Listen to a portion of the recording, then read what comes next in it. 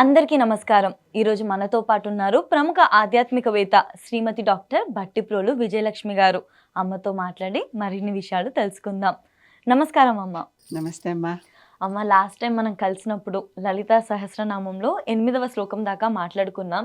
చక్కగా అమ్మవారి నుదురు ఎలా ఉంటుంది, కళ్ళు ఎలా ఉంటుంది, ముక్కు పొడుగు ఎంత అందంగా ఉంటుంది, చెవుల దాకా కూడా మాట్లాడుకున్నాం.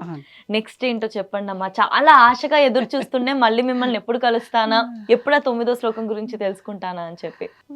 ఇక్కడ ఇంకా ఇక్కడ దాకా చెప్పేసుకున్నాం కదా, ఇక దీని కింద అవి 8 శ్లోకాలు అయ్యాయి అప్పటికి. 9, 10 గురించి. పద్మరాగ శిలాదర్శ పరిభావి కపోలభూ నవవిద్రుమ బింబతి శ్రీ న్యక్కారి రదనచ్చద. ఈ 2 తర్వాత శ్లోకంలో వస్తాయి నామాలు. దీంట్లో పద్మరాగ శిలాదర్శ పరిభావి కపోలభూ. అమ్మవారి చెంపలు ఉన్నాయే, ఇవి ఎలా ఉన్నాయట? పద్మరాగాలు అంటే పద్మరాగాలు మణులు అనమాట, కెంపులు. ఎర్రగా ఉంటుంది కదా అమ్మవారు, ఎర్రగా ఉంటుందని చెప్పుకున్నాగా. అసలు ఆవిడ ఇలా వస్తుంటే జగమంతా కూడా ఎరుపైపోయిందని చెప్పుకున్నాం కదా. అలాంటి ఎర్రని తల్లి చెంపలు ఎర్రగా మెరిసిపోతున్నాయట. పద్మరాగ శిలాదర్శ పరిభావి కపోలభూ. ఆ పద్మరాగ మణులు ఎర్రని కాంతితో అవి మెరుస్తుంటే ఈవిడ చెంపల కాంతిని చూసి అవి ఓడిపోయాయట. ఈవిడ చెంపల కాంతి ఆ కెంపు మణుల కాంతి కంటే కూడా చాలా ఎక్కువగా ఉన్నది.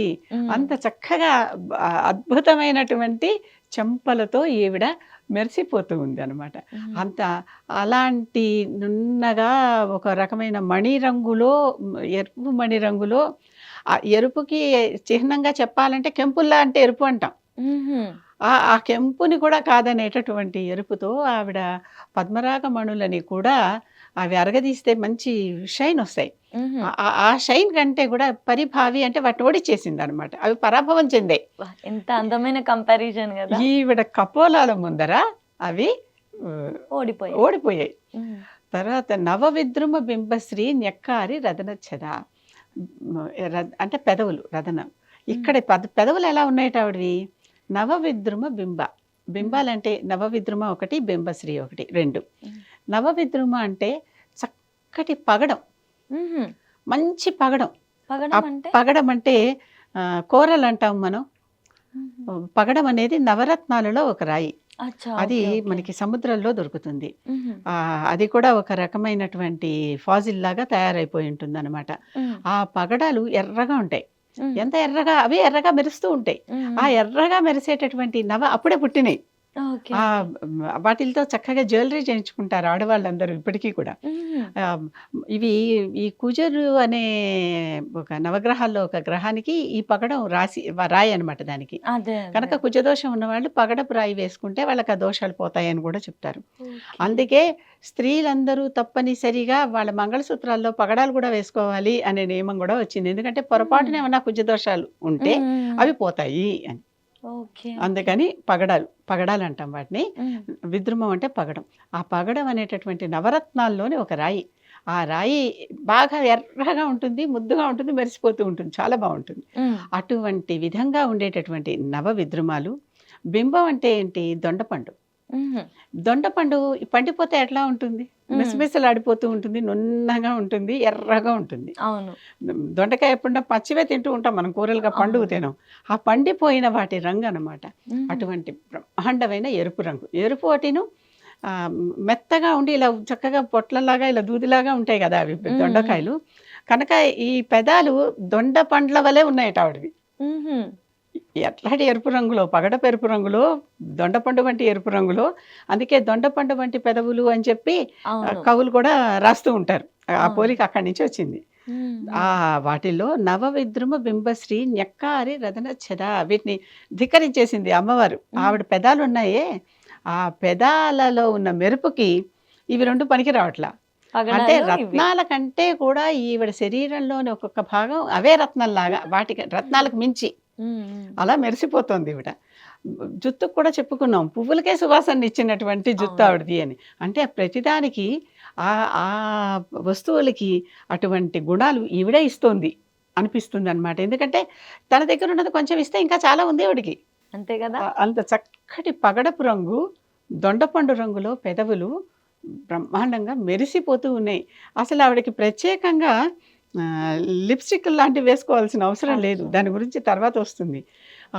ఆవిడ చేసేటటువంటి వాటన్నిటిలో ఆ పెదాలు ఎర్రగా ఉండి మెరిసిపోతుంటే ఆ చూడంగానే అందరూ ఆ చక్కగా నిండుగా ఉన్న పెదవులు, ఆ మిసమిసలాడే పెదవులు, చక్కటి ఎరుపు రంగు, ఆ ఎరుపు రంగు చెక్కిళ్ళు ఇవి చూస్తూ ఉండంగానే అందరికీ అమ్మవారు అలా దర్శనం కింద నుంచి వస్తోందని చెప్పా కదా, అవును. వస్తుంటే ఒక్కొక్కటి కనిపిస్తోందనమాట. మహదానందపడిపోతున్నారు అందరూ. ఉమ్. శుద్ధ విద్యాంకురాకార ద్విజపంక్తి ద్వయోజ్వల కర్పూర వీటికామోద సమాకర్ష దిగంతర. ఇక్కడ శుద్ధ విద్యాంకురాకార ద్విజపంక్తి ద్వయోజ్వల ఈ నామం చాలా నిజంగానే ఉన్న వాటిలో కొంచెం ప్రత్యేకమైన నామంగా నాకు అనిపిస్తుంది. కారణం ఏంటి, ఇక్కడ శుద్ధ విద్యాంకురాకార ద్విజపంక్తి ద్వయోజ్వల, ద్వయం అంటే రెండు, ఉజ్వలంగా మెరిసిపోతున్నాయట అవి రెండు. ఏమిటవి? పంక్తులు, పళ్ళ పంక్తులు, ఉమ్. పళ్ళు ఉన్నాయి కదా, రెండు జతల పళ్ళు ఉన్నాయి ఆవిడకి చక్కగా. ఉమ్. ఆ రెండు జతల పళ్ళు చక్కగా మిలమిల మెరిసిపోతున్నాయట. ఉమ్. మెరిసిపోవటమే కాకుండా అవి ఎలాంటివి? ద్విజులు. ద్విజులు అంటే ఏమిటి? 2 సార్లు జన్మ ఎత్తిన వాళ్ళని ద్విజ. జ అంటే జన్మ, ఓకే. ద్విజ అంటే 2 సార్లు జన్మ ఎత్తాయి. ఉమ్. మనకి పళ్ళు 2 సార్లు పుట్టినప్పుడు పాల పళ్ళు వస్తాయి, ఊడిపోయి మళ్ళీ వేరే పళ్ళు వస్తాయి. అవును. ద్విజ పంక్తి అంటే మనకు నోట్లో ఉన్న దంతపంక్తి అనమాట. ఉమ్. ఈ దంతపంక్తి అలా మెరుస్తోంది. ఇవి ఎలాంటివిట ఈ దంతపంక్తులు? శుద్ధ విద్యాంకురాకార, శుద్ధ విద్యలో నుంచి పుట్టినటువంటివి. మరి దంతాల నుంచే కదా ఆవిడని ఏం చెప్పినా మనకి చెప్తోంది. అవును. అటువంటి శుద్ధ విద్య అనేటటువంటి వాటిలో నుంచి, ఆ అంకురంలో నుంచి పుట్టిన ఈ ద్విజపంక్తి ఉజ్వలంగా మెరుస్తోంది అంటారు. ఇప్పుడు ద్విజులు అంటే సాధారణంగా సమాజంలో బ్రాహ్మణులు అనే అర్థం ఉంది. దానికి ఒక కారణం ఉంది. బ్రాహ్మణులకి, వైశ్యులకి, క్షత్రియులకి వీరికి ఉపనయనం ఉంది. ఉమ్. బ్రాహ్మణ, క్షత్రియ, వైశ్యులకి ఉపనయనం ఉంది ఉమ్. సమాజంలో ఆచారంలాగా. ఉపనయనం చేసేటప్పుడు గాయత్రి మంత్రం వాళ్ళకి బోధిస్తారు, అంటే ఉపదేశం ఇస్తారు. గాయత్రి మంత్రం ఉపదేశం ఇస్తే వాడు మళ్ళీ పునర్జన్మెత్తినట్టుగా. అటువంటి ప్రత్యేకమైన మంత్రం అనమాట అది. ప్రాణాలను రక్షించే మంత్రం అది. అప్పటి నుంచి ఎవరైనా చదువుకునేటప్పుడు వాళ్ళకి ఇది చేసి ఉపనయనం చేసి పంపిస్తే ఆ మంత్ర ప్రభావం వల్ల చదువు చక్కగా వస్తుందన్నమాట. చాలా చక్కగా చదువుకుని చాలా మంచిగా వాళ్ళు ఎదుగుతారు. అటువంటి మంత్రాలు అవన్నీను. ద్విజులు అంటే ఏంటి?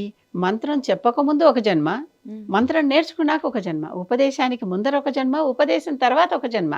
కనుక వీళ్ళని ద్విజులు అన్నారు. అలాగే ఇంకొకరిని కూడా ద్విజులు ఉన్నాయి. ఇవన్నీ కూడా ద్విజులే. అండంగా ఒకసారి, పిండంగా ఒకసారి పుట్టేవి. కోడిగుడ్డు ఉంది, మళ్ళీ దాని నుంచి కోడి వస్తుంది. పాములు, బల్లులు ఇలాంటివన్నీ అలవే కదా. ముందర ఒక గుడ్డు వస్తుంది, ఒక జన్మ. తర్వాత మళ్ళీ దాంట్లోంచి మళ్ళీ పిల్ల బయటకు వస్తుంది, ఇది రెండో జన్మ. కనుక ఇలాంటి వాటిని అన్నింటినీ ద్విజులు అంటాం. ఇక్కడ ఈ ద్విజులు అని దేన్ని అంటున్నాడు? ఆ జంతువుల్లో, మనుషుల్లో అంటలా, పళ్ళని అంటున్నాడు ఈయన. ఇక్కడ వసిన్యాది వాగ్దేవతలు పళ్ళని ద్విజులు అంటున్నారు. అప్పుడు అంత అర్థమవుతుంది అందరికి, పళ్ళు ద్విజులు ఎట్లా అవుతున్నాయి? రైటే కదా, ఒకసారి ఒక సెట్ పళ్ళు వచ్చాయి, చిన్నప్పుడు పాల పళ్ళు ఊడిపోయినాయి, మళ్ళీ ఇప్పుడు రెండో సెట్ వచ్చాయి.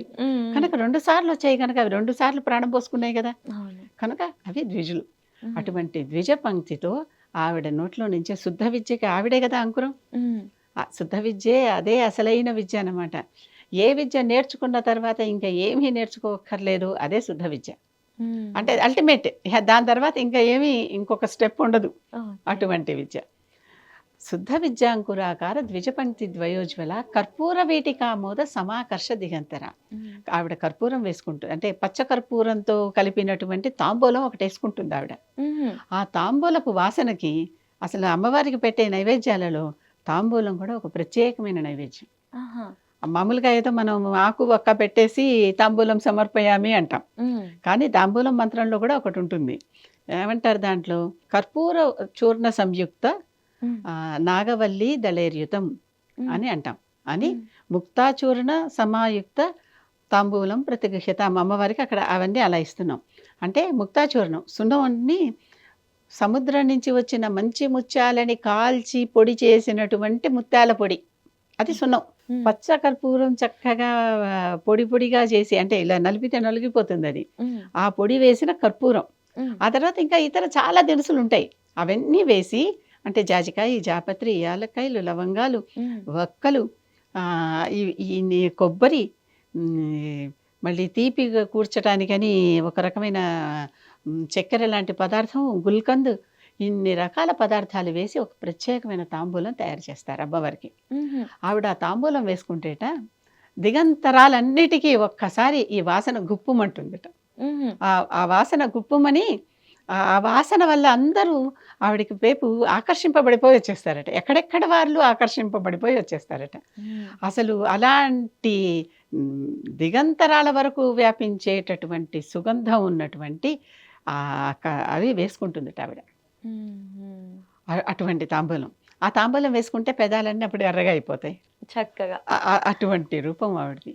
అంటే చాలా ప్రత్యేకంగా ఆవిడ చేసేటటువంటి ప్రతి పని, ఆవిడకి అలంకరించిన ప్రతి వస్తువు, ఆవిడ శరీరంలోని ప్రతి అంగము ఎంత అందంగా, ఎంత ముగ్ధ మనోహరంగా అందరినీ తన పట్ల ఆకర్షించుకునేలాగా ఆ విధంగా ఉన్నది లలితాదేవి ఆకారం అని చెప్తున్నాయి ఈ 2 శ్లోకాలు.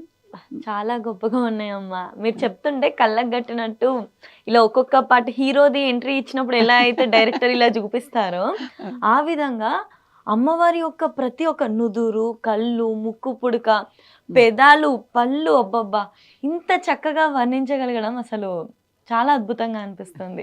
వినడానికైతే చాలా మంచిగా అనిపించింది అమ్మ. తర్వాత ఏంటని కూడా తెలుసుకోవాలని ఉంది. డెఫినెట్గా ఇంకొక ఎపిసోడ్లో దీనికి కంటిన్యూ చేద్దామమ్మా. ఇంత సహనంగా, ఇంత ఓర్పుగా, ఇంత వివరంగా మా అందరికీ కూడా అర్థమయ్యేలాగా చెప్పినందుకు ధన్యవాదాలమ్మా.